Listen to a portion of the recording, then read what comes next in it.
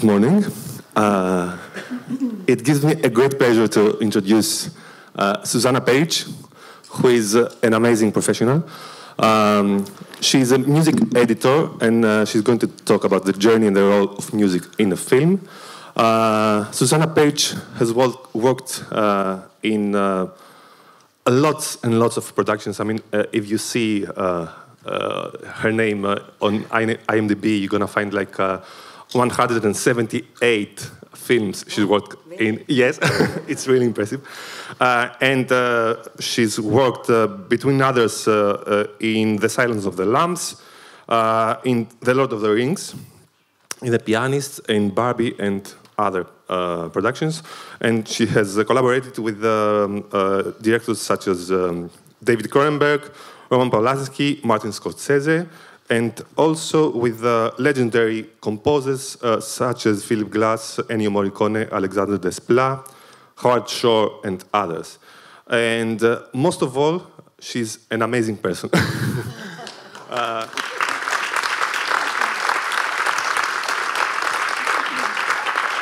So, Suzana Peric. Do I have to turn this on, or it's on? Is it on already? One moment. Γεια σας. Χαίρομαι που είμαι εδώ μαζί σας. Μαθαίνω ελληνικά, αλλά είναι πολύ δύσκολα.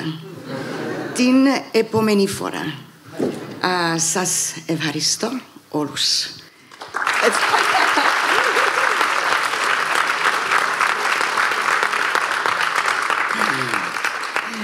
Thank you to my partner on stage. But it's really, truly a pleasure to be here.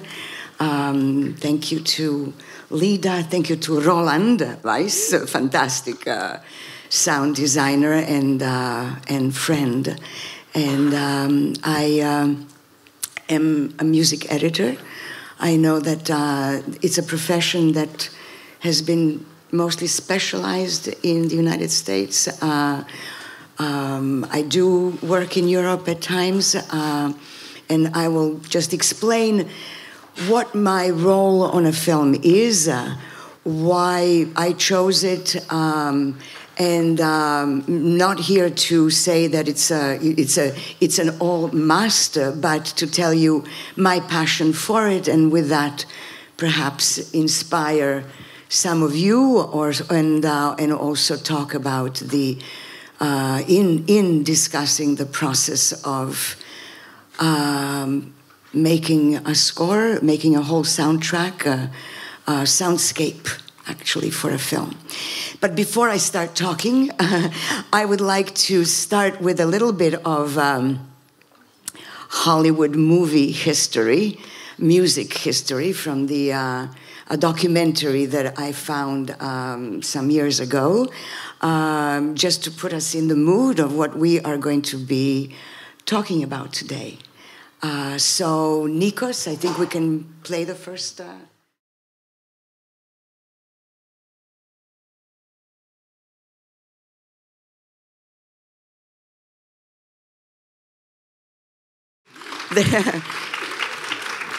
Just a little bit of memorabilia, and of course our sensibilities have changed, but this was the beginning, and Max Steiner was somebody who started exploring the psychological influence of music on a character in a film. So it wasn't anymore just an accompaniment. And so now I will, lead you through the process of where a role of a music editor is in all of that. And I wanted to say that just as in every profession, we all develop our own styles and ways of working, and with our own sensibilities that kind of, in a way, carves the path of projects that we become associated with, or relationships we build in life. And there are different ways of approaching and different ways of working within my field as well. And for example, if you're the difference between the East, I live in New York, and the difference between the East Coast and the West Coast has resulted in a different way of organizing work. Because, for example, in the West Coast, because there are many more films done there, many more composers who are based in Los Angeles or in that area, who seek to find relationships with music editors, there is a difference in the way that that job itself identified itself, meaning that it actually it has split up into smaller factions. Music editors have organized groups and companies, and so they could have more films. They have teams that work only on temp score, and that's because a composer who will develop a relationship with the music editor will be going to a different project while the current movie is still happening. And so a music editor sometimes will follow the composer and give the rest of the film or the beginning of a film to someone else. And so that style of life, of alliances that are formed, also brought in this different way of organizing or looking at the music editor's job. I myself prefer working on a film from the very beginning until the very end, because it is then that you learn about the core and the message, the reason why that film is made, and through that knowledge, learning about that is the only way that you can then actually suggest something from. So, Roman Polanski said that a film is the only art that starts with a whole, and which is, screenplay. A film exists in your imagination, and then you have to break it into pieces. It becomes a mosaic of different people that enter into the production and post-production of that film, to then, again, at the end, be able to put those pieces back together to form the whole that you had in your mind in the beginning. And that's why it's important to always look at the whole and not split a film into different moments of production or post-production, or different stages in the creation of the soundscape. And that's the reason that I prefer working with, following the whole process. And so my job of a music editor would start. It depends on relationships that you form. If it's a director that I have had a relationship with before, it usually starts earlier, at the finished stages of a screenplay that I would get to read. But let's take an average situation. So a music editor's job would start probably, unless it's a musical, at the end of the shooting. In these days, the first so-called rough cut is finished quickly after the shooting process, because the editor is present throughout the production. The film is being edited while it's being shot, for many reasons that we can discuss. Also, I wanted to say, anytime you have a question during this, I really would love this to be a dialogue. Don't worry if it's in the middle of something but if you hear something that's interesting to you, I'm completely open to that, and I would love us to have that kind of time together. And then I go off tangents often, so please stop. But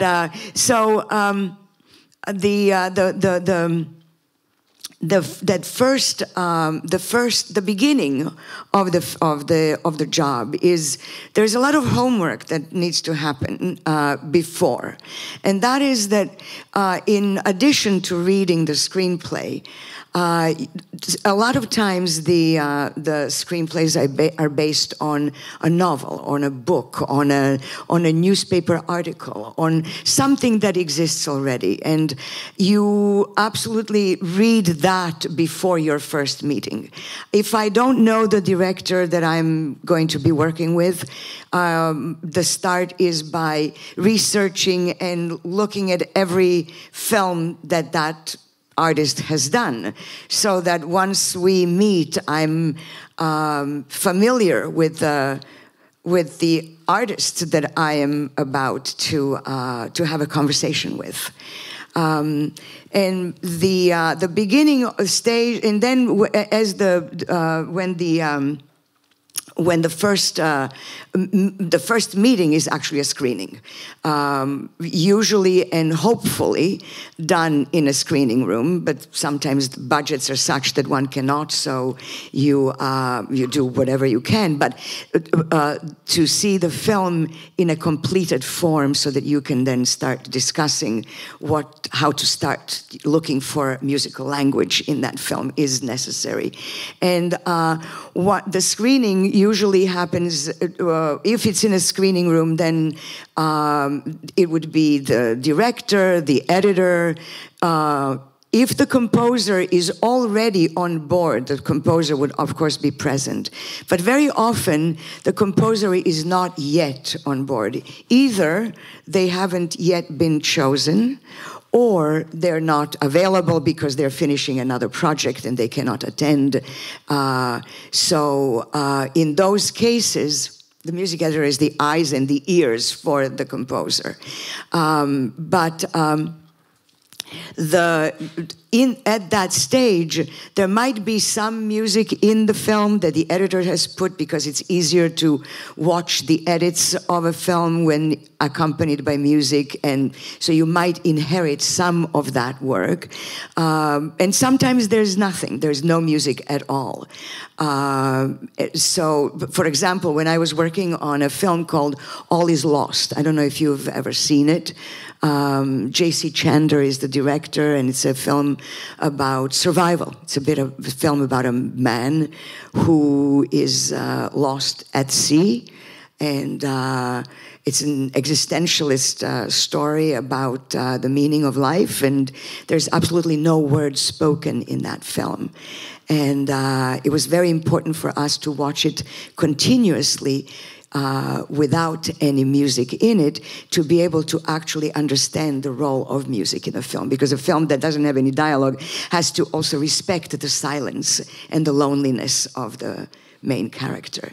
But after this initial screening, there is a meeting in which you start discussing the role of music in the film, but there is not yet, because the film is in flux and still being edited, it's kind of too soon to do the so-called formal spotting session, because the story is still evolving, but what happens in the States, usually in the contract of a director, after this first rough cut, they're usually given 10 weeks of complete artistic freedom, without calls from producers, studios, money lenders, and so forth, to be able to spend those 10 weeks on presenting a film that is a sketch, let's say, of what they see this film to be about. Those screenings are very important for the director, and because that's where the studio or the financiers, the producers will see the film. If they are going to be on board with it and like it very much, they will put more money into it so that the film could be finished in the proper way. They will put money into advertising. So all of those things matter very much. And in order not to show the film bare, there is the existence and the creation of the so-called temp track. And the temp track has a very bad reputation because it can deter from, if studied too closely, deter from the original composition that is about to happen. I see it as an educational process, and if it's used in that way, where the composer is kept away from the process so that they can start developing their creative ideas freely without any influence. Then what happens during the process of these 10 weeks is discovering a language of the music. Not necessarily discovering exactly what it will be, but discovering the size of the score, whether this is going to be, a symphonic piece, or is it going to be a chamber piece? How are we combining the acoustic with the electronic, or is that even the case of doing? How do we, what are the elements that could belong to this film, that could help in the creation later on of the score itself? And in that process, you're also discovering the actual placement of the music, because the director and the editor are busy editing the film, and while these first experiments of temp are happening in the music department, which is the music editor at that point. And when I look for temp music, if the composer is already chosen, I will certainly go into the work of that composer or somebody with similar sensibilities. Then I don't necessarily look into only film scores, but contemporary classical music, instrumental pieces of contemporary or modern music, anything that that would inspire me in terms of what I would be able to present or think of belonging to this film. And in that, this process. During this process, a music editor is in very close contact with the director and the editor. The editor is your also very big friend, because they're very close to the director and have a lot of insights into the film.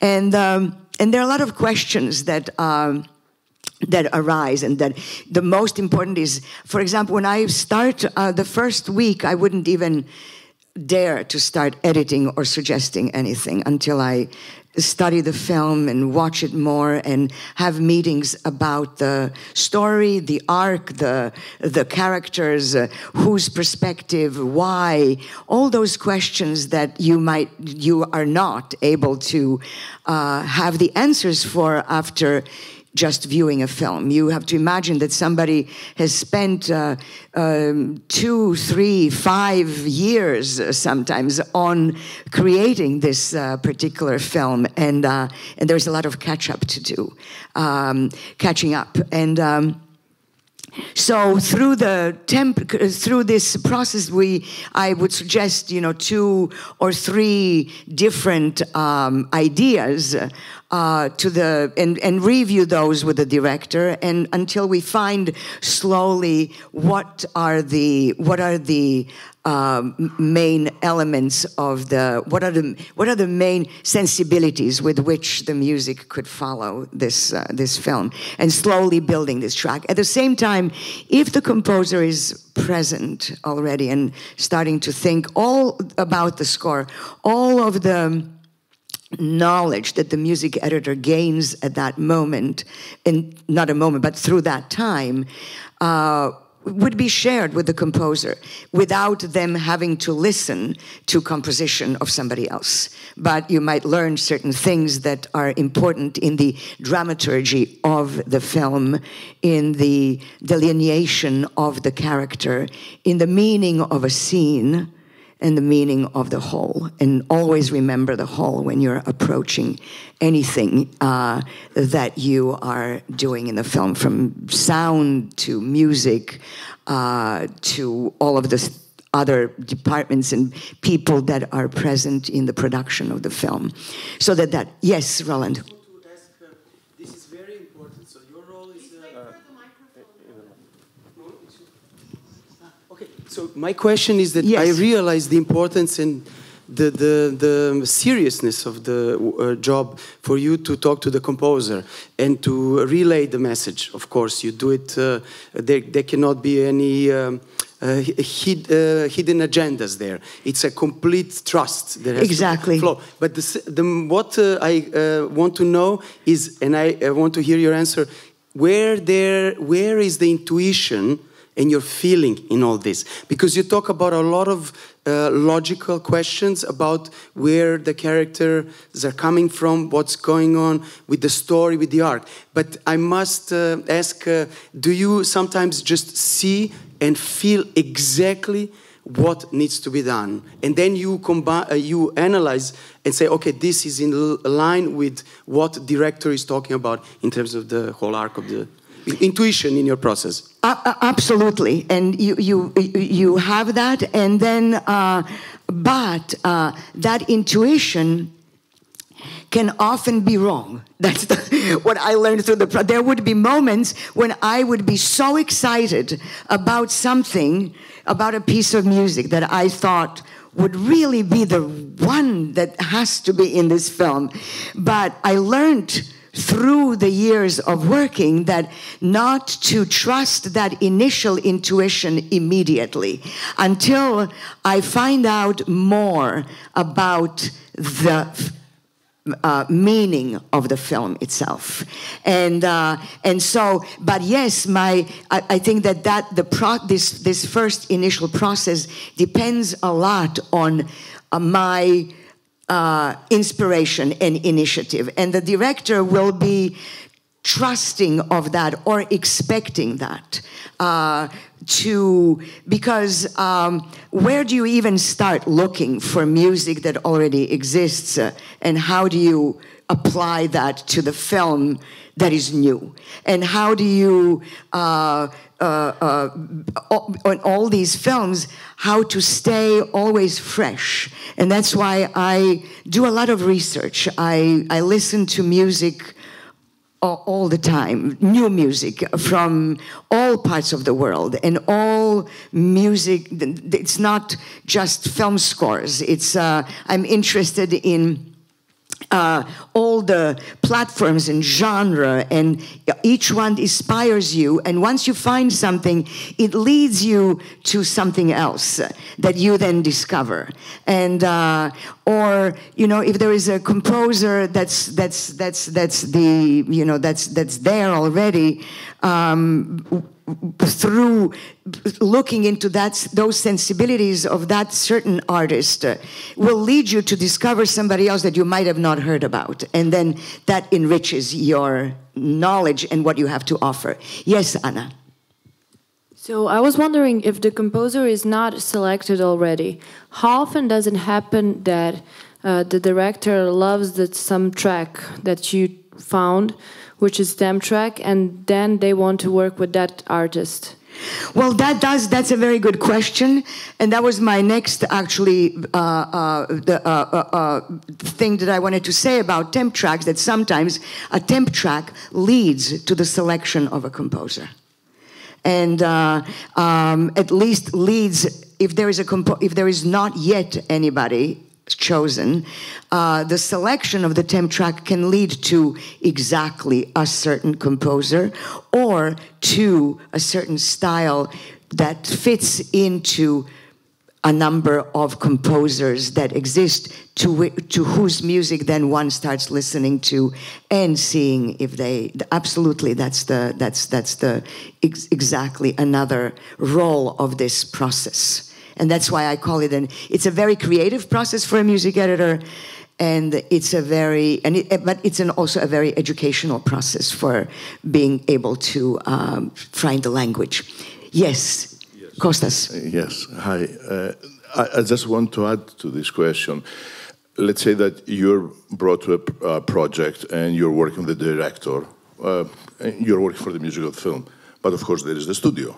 Right, and if the director is not, he doesn't have the power to bring a composer, and the studio puts a composer on the project, that it doesn't really goes with the temp that you have already worked with the director, and the job has to be done with that composer. Then how do you, because you're the very important bridge between the two worlds, how do you handle this situation, the difficult situation? I think in those situations, Kostas, the composer would have been already imposed on the director before the temp process is done.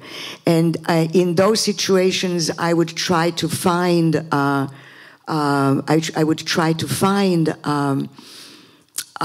music from that composer that maybe exists that I don't know, and that maybe would be closer to the sensibilities of the director than what we know. I was actually found in a situation like that right now, where there was exactly what you just mentioned, but the process was already so far in the making, however, that we couldn't just abandon that course. However, what we were able to do is a very unusual situation that I thought I wouldn't talk about because it's very current and I'm not supposed to talk about it, but I will. Because it's interesting. We brought in another team. And then but how do you do that and have it won? So what my job in that situation was to analyze the dramaturgy of the film, figure out the through lines of thematic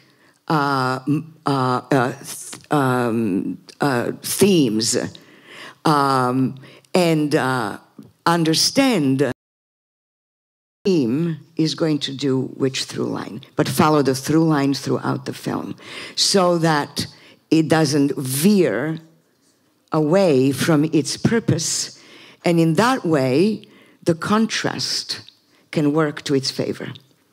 Can you explain to everyone what through line is? Because I'm not sure. Oh, through line. Through line means the following the certain dramatic moments or characters through the whole story. So let's say you have a theme, a family theme that is underlining the action on the surface of the film. So all of that family through line, which is hidden somewhere in the story, not necessarily told in dialogue, but it is influencing the actions of the character. And so that would be, thank you for that question. And that would be the through line of that certain dramaturgy in the story, and would be, you know, I worked and was taught by really fantastic artists, and I was very lucky. And Morricone was a sort of a mentor to me, and early on in my career, he taught me a lesson that I carried with me throughout my work. And it was seemed very simple, but the more I thought about it, the more complex and deep it was. Because he said to me that the role of a music in a film is successfully completed if that music is able to discover a scene rather than cover it. And that's what has led me through my analysis of films and finding ways of using music in the films. And that's why, you know, when I teach about what I do, I stress a lot about the meaning of the story, the importance of studying what is underneath the surface in a film. What is a certain character going through? What is not actually said with the lines of dialogue? How do you expose that and bring it to the surface subconsciously? And, you know, it's not something that will be obvious, but it's something with, if one is consistent through the story of the film, it will, at the end, become more than some of its parts. And that's the journey you're going to be experiencing through the story, and with a certain satisfaction of maybe figuring out the puzzle of the whole story by the end of the film. And so, where was I? I have to. I showed Roland. This is my lecture, so this is my. But I can't see well, so I have to remind myself. But I wanted to say, back to this process of what happens when I work on a film. So I have a very romantic attitude and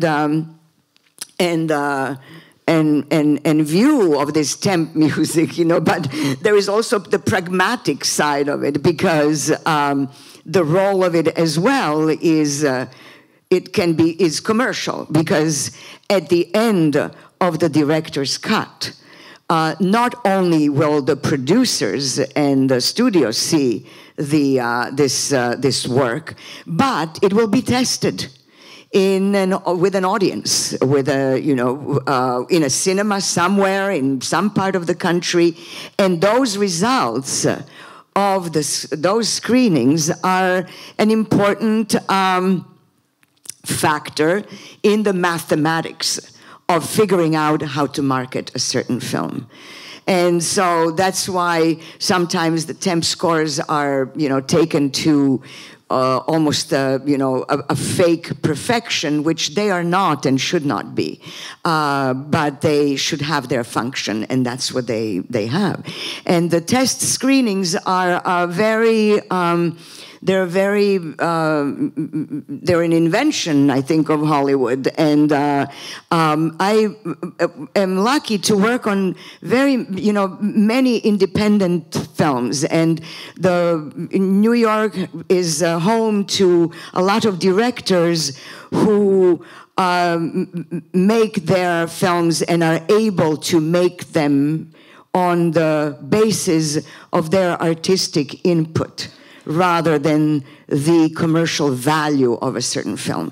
Although I did work on Barbie, and that became a big, that was screened a lot, I have to say. But it was screened for test audiences for a reason, because Greta Gerwig she's an amazingly intuitive and imaginative and forward-looking director. And she truly wanted to reach every young girl that she can, to give her the message to be whoever she wants to be, and she's going to be fine. And so, you know, that film went through some changes according to the screenings, because the screenplay, when I read that screenplay, it jumped off the page. It was fantastic, and there were many more quirky, allegorical moments in that film in its original version, but they were, you know, taken out. I don't think the film lost its charm or its message, and that's what was important to her. So in that case, that was, you know, that was the reason. Yes.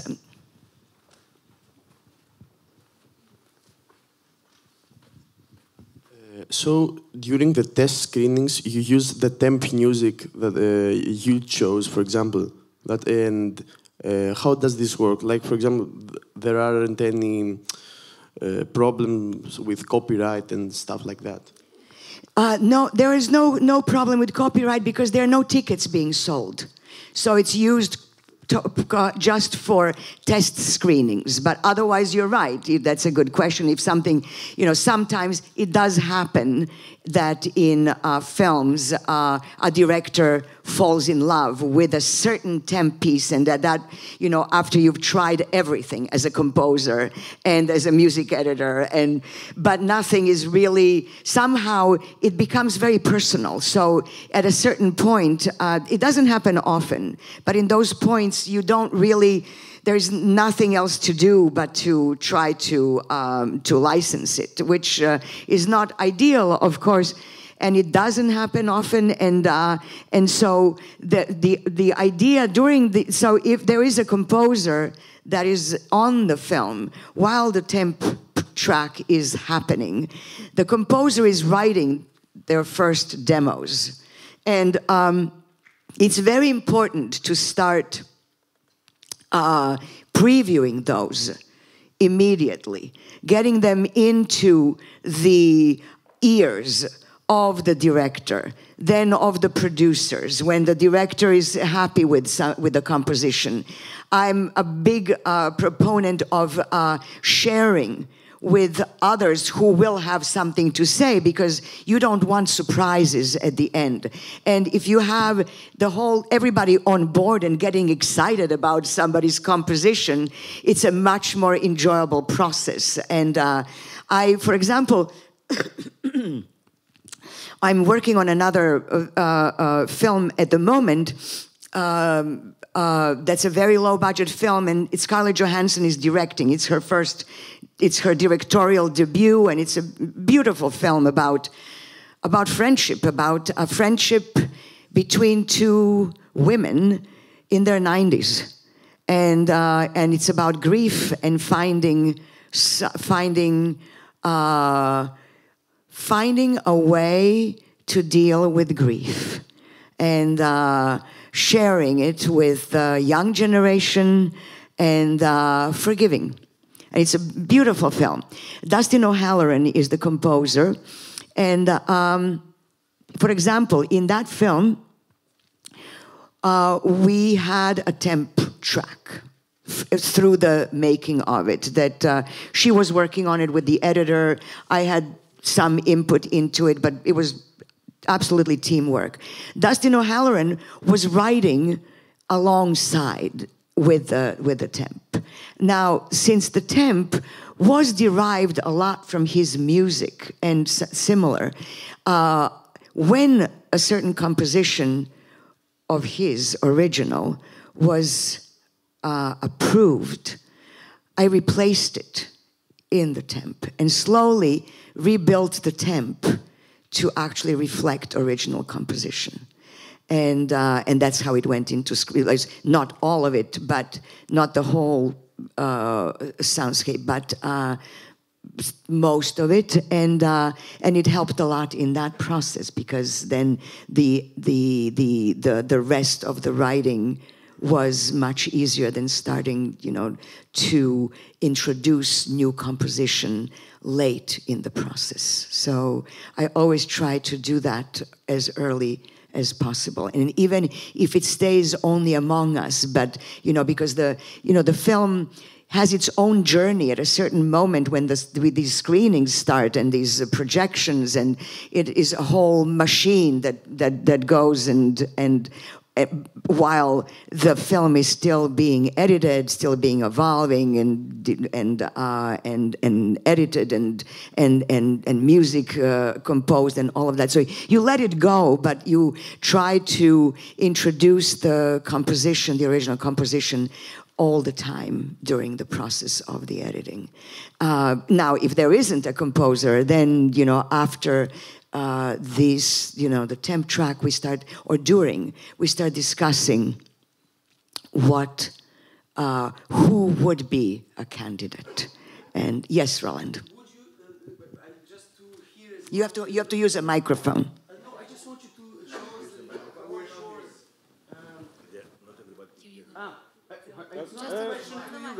I just want you, remember we spoke about Silence of the Lambs. No, it's coming. Ah, okay. Because it's coming, Roland. Great, okay.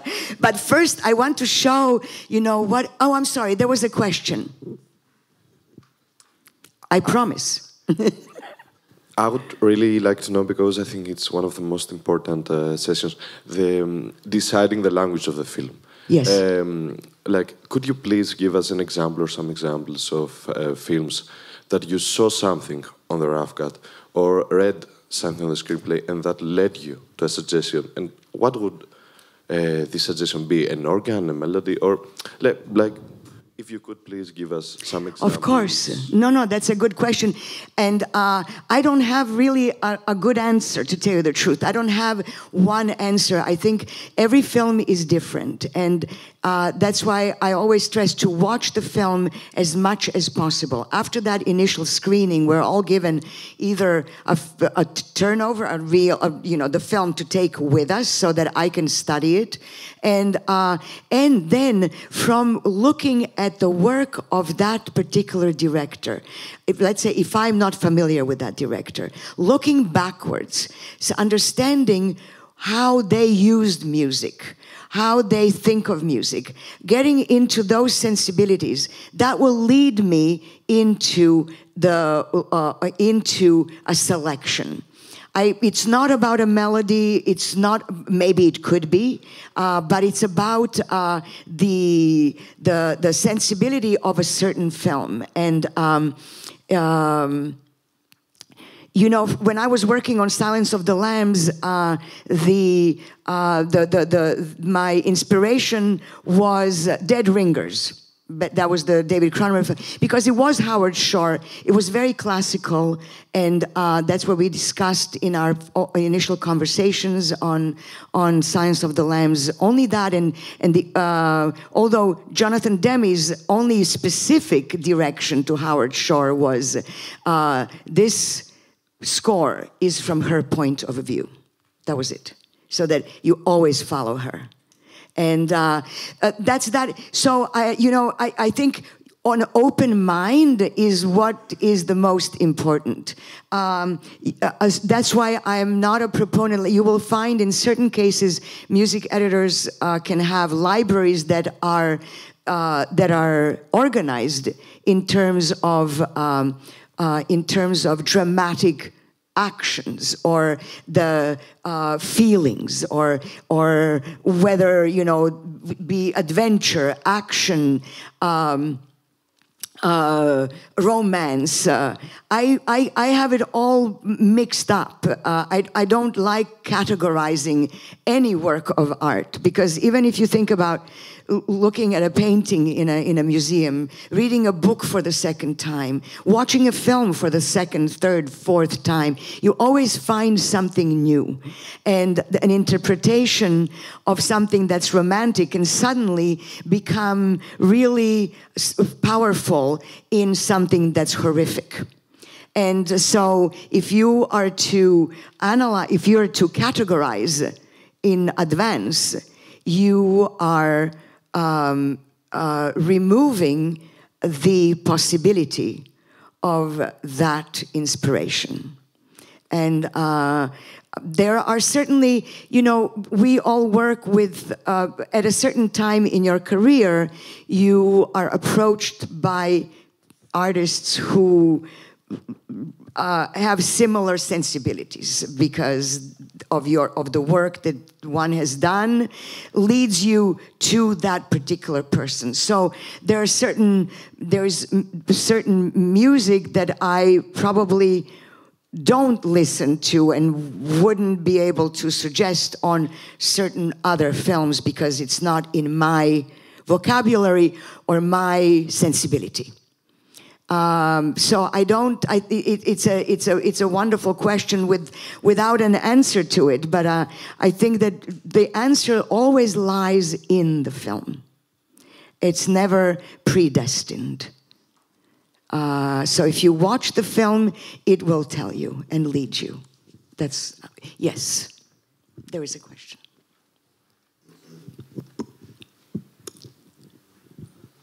Hello. I wanted to ask, what instructions do you give the composer if you have a functional music inside the movie, like my favorite soundtrack of all time is The Lord of the Rings? So the Song of the Elves from the adaptations from the book, did the composer take some more instructions because it's functional, it's in the movie? Yes. Did the composer take instructions from the director? Is that what the question? Yeah, any additional instructions because it's functional. Absolutely. Those are different films that are, you know, that are silent. It couldn't be more different than Silence of the Lambs, right? And exactly as you say, you use the word functional, and that's exactly what. So those conversations were very different. They were not as free as something, you know, that would be more of a psychological drama, you know, it wasn't. It was more exact and more to the point. The scoring, the composing, the writing of the music started very early on, so that it was happening as the temp was being at the same time, so that Howard Shore and Peter Jackson, including myself, would have constant meetings while the temp score was happening, reviewing the demos of the original composition, and it was very precise. You're absolutely right, and you had to be there because that's what I mean about the film telling you what it needs. Thank you. Of course, yes. Hi. That's my question right now. Like, how does your relationship with the composer change depending on what point in time you work with him in the production? Like, if you get a composer early in the production, is that much different from working like 3-4 weeks to release? Well, yes, because you have more time to exchange those ideas and thoughts and your knowledge, but I try to not make a difference because even if you have a little time, the time of thinking and before you start creating is invaluable. That you start, you know, the process, I would say, is the same. However, just sped up, more hours put into it. But I would never want to deprive the initial part. Once you find your way, once you find the themes and the language, the fluidity of writing is going to be much more transparent than starting right away without really knowing where you're going. And that's what's important, no matter what time you have. But can you do that like a month? If you have like 4 yeah, well, weeks? yes. Okay. I was just in a situation like that, yes. Bravo. We started in September, and we just finished the score. Okay, bravo, thank you. Yes. Hello, I just wanted to ask you if when the composer starts writing the themes, the music, whatever, if there is a writer's block and he can't think of anything, can you, as a music editor, help him to figure out a theme or something? If he can't, for whatever reason, have an idea or something, can you somehow help, and how do you help the composer? I think that's a wonderful question you're asking, because it does happen, and there is what I like, the way that somebody in my position can help is let's say there are different scenarios, but let's say I've been in situations where a new piece is written for a scene, but it's not working for whatever reason. And I love to not throw away music. And somebody just spent time and had an inspiration. Maybe that piece was not right for that particular scene. So what I do in those situations, I listen, I try to understand the piece, I have the film, the knowledge of that film, and I try to, and I hopefully have an inspiration of placing it in a different place. And that happens more often than not. And it unlocks a certain door. And that's one way of doing that. Another way is looking into that particular composer's music that already exists. Not necessarily written for a film, but maybe something else. And I try to always, the same that I do with the directors, where I research and get to know who they are. If I'm working with a composer for the first time, I do the same. And what I like to do then is look into listen to the composition that maybe exists from somewhere else, some other time, and listen if there is anything that I could hear and that could apply to this film. Also, what happens at times that I inherit a film, let's say, that the composer has already started writing and maybe a music editor had to go on another project. Let's say I inherit a certain film and something is stopping the composition from flowing. What I love to do is always go to the initial. Now a month has passed, or maybe 2 months have passed. And what I like to do is always go to the initial inspiration of that composer. And almost 100%, there is something there that we can actually reapply, because in that month you're learning things about the film. The director is forgetting what they listened to in the very beginning. You might be going in a whole other direction and getting a little lost because every day is a different idea. Maybe we should do this way or that way, and you're getting lost. So if I feel that, I will always go to the initial inspiration and find some something, even if it's not the whole piece, but maybe there is a seed of something that was already available and there, because and that will spring a new, energy in the composer's life. Thank you very much.